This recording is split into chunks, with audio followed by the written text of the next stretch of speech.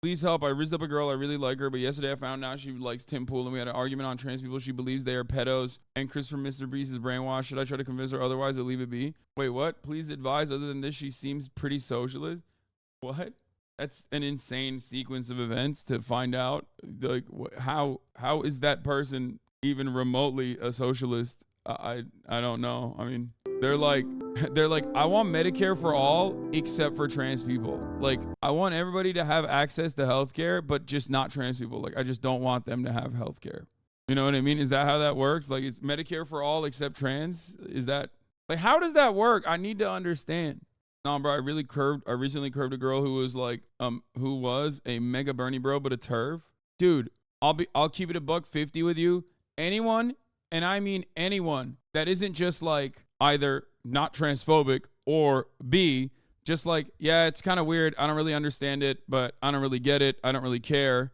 Anyone outside of that, anyone in the third category is a freak, okay? Because like, I just described to you the overwhelming majority of the American population, okay? You got A, column 1, people who are not transphobic, people who are against transphobes, okay?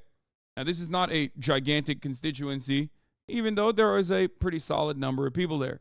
And then B, column B is like, I don't really understand trans people. It seems kind of weird to me, but I don't really care one way or the other. Who gives a shit? That is the makeup of the broadest majority of human beings, both on the planet, but specifically in the United States of America, okay?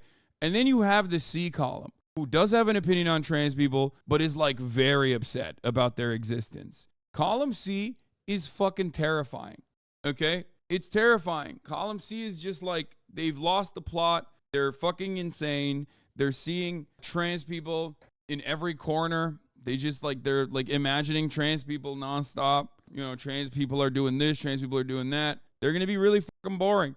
They're going to be really annoying. Why? Because they're not going to have any content. All the content they have is just like constantly telling you what the fuck's going on with the latest and greatest in the trans community from the, of course, lens of like someone who's anti-trans as well. So that makes it even worse. Like, I'll tell you like this, okay? Let's say you're an ally. Let's say you're super open-minded.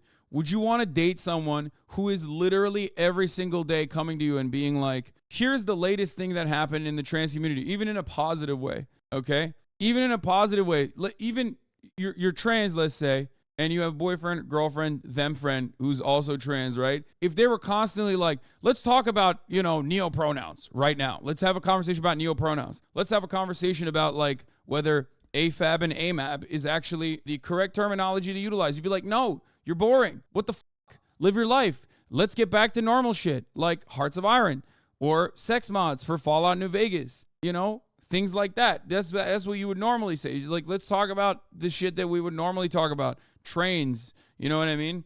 So even then you would be bored of that person because they'd be constantly fucking telling you the latest and greatest of what's happening in the trans community. Okay.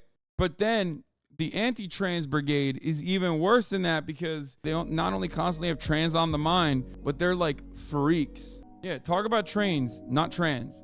La la la la, no DMCA.